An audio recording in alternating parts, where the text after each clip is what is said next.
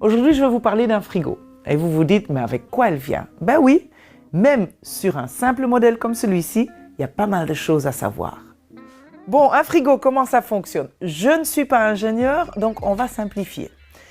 Ici, dans la tuyauterie, il y a du liquide de refroidissement. Du côté intérieur, dans les tuyaux, ce liquide devient vapeur et retire donc la chaleur, toute la chaleur qu'il y a dans cette pièce. Grâce à ce compresseur, cette vapeur sera de nouveau liquéfiée et la chaleur qu'elle a retirée de la chambre du frigo va s'évaporer par ici. Cette grille sera chaude, donc il faut tout faire pour qu'elle puisse libérer sa chaleur.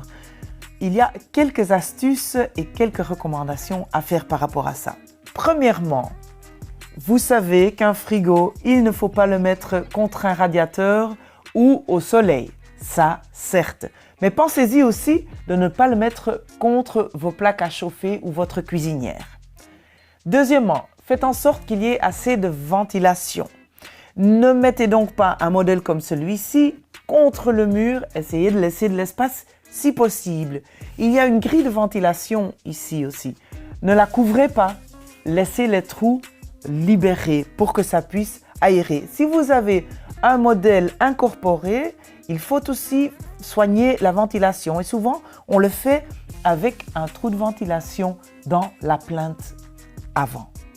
Et troisième chose, sachez que la poussière empêche la chaleur de sortir. Donc de temps en temps, il faut faire les poussières.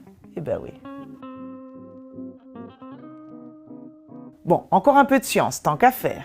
L'air chaud de l'espace extérieur peut contenir plus d'humidité que l'air froid qu'on va trouver dans le frigo. Donc qu'est-ce qui se passe? J'ouvre la porte, l'air chaud rentre dans le frigo. Je ferme et l'air refroidit. C'est là que l'humidité en surplus va condenser sur le fond qui est froid et va tomber sous forme de gouttes. Les gouttes vont partir par le petit trou d'évacuation et sortir à l'arrière. Et ici, à l'arrière, il y a un récepteur. Mais le récepteur se trouve juste au-dessus du moteur qui est chaud. Donc l'eau qui va sortir va de nouveau s'évaporer. Bon, dans la meilleure des cas, il n'y a pas de souci avec l'humidité dans votre frigo, mais il y a quand même beaucoup de gens qui s'en plaignent. Et puisqu'on sait comment ça fonctionne, on peut aussi trouver les solutions nous-mêmes. Alors, première chose que vous devez vérifier, c'est le trou d'évacuation. Si celui-là est bouché, l'eau de condensation ne peut pas quitter votre frigo. Et voilà, il suffira avec un petit bâtonnet de le nettoyer, de le curer et de nettoyer le fond, l'arrière. Voilà. Comme ça, l'eau peut quitter le frigo. Une deuxième chose, l'eau quittera le frigo contre le dos sous forme de gouttes. S'il y a un objet dans le frigo qui touche le dos, l'eau ne peut peut-être pas partir et restera dans le frigo. Donc, veillez à ce que tous les objets ne soient pas contre le fond du frigo. Troisième chose à vérifier pour éviter qu'il y ait trop d'humidité dans votre frigo, mettez votre frigo bien à niveau. Vérifiez et, si nécessaire, vous pouvez rajuster avec une petite roue qui se trouve ici, en dessous du coin du frigo. Un peu plus haut, un peu plus bas, pour qu'il soit bien à niveau. Dans votre frigo qui est incorporé dans l'armoire aussi, il faut que ça soit bien à niveau. Et dernière chose très importante, si votre porte ne ferme pas bien, automatiquement vous aurez trop d'humidité. Comment éviter qu'elle ne ferme pas? Ben encore, il faut bien le mettre à niveau, autant ce modèle-ci qu'un modèle incorporé. Et il faut régulièrement nettoyer le caoutchouc pour que ça adhère bien. Ce que vous devez savoir aussi, c'est que dans un frigo, les températures ne sont pas toujours les mêmes. Ici, au milieu, cette zone idéalitaire, ça devrait avoir 3 à 4 degrés. Et donc plus haut, les températures montent 5 à 6 degrés. Et puis si on descend, 0 à 2 degrés. Bon, on a ces 3 zones, mais alors il y a aussi encore le bac à légumes. Là, 4 à 6 degrés environ. Et dans la porte, un peu plus chaud, 6 à 7 degrés. Pensez-y de bien régler la température de votre frigo. Voilà le bouton qui sert à ça.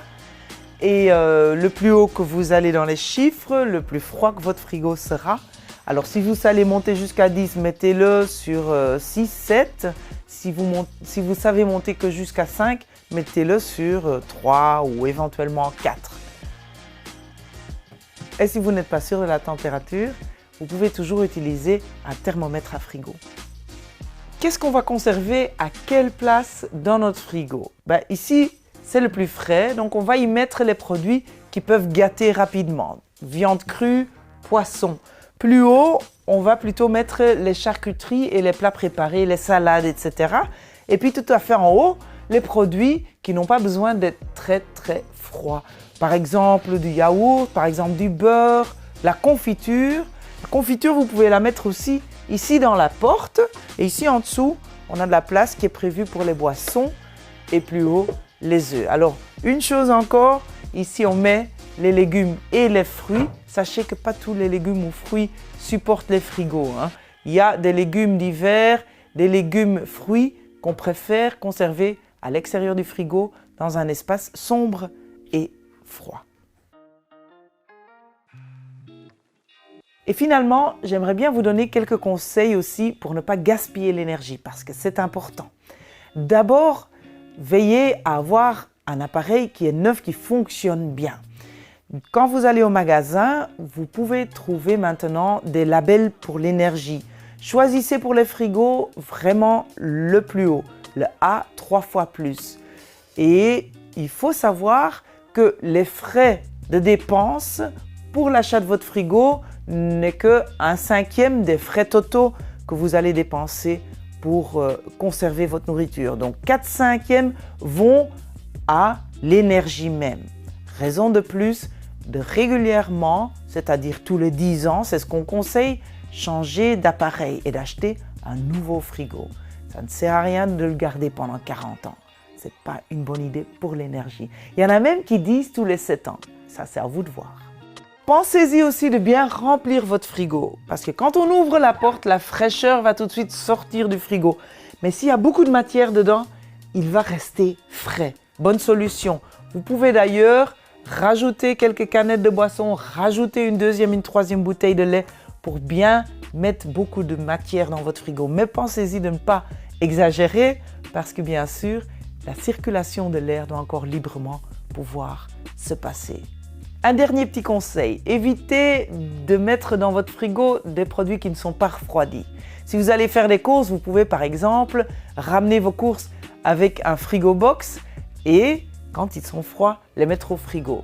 Ou si vous cuisinez à la maison, vos restes, avant de les mettre au frigo, refroidissez-les.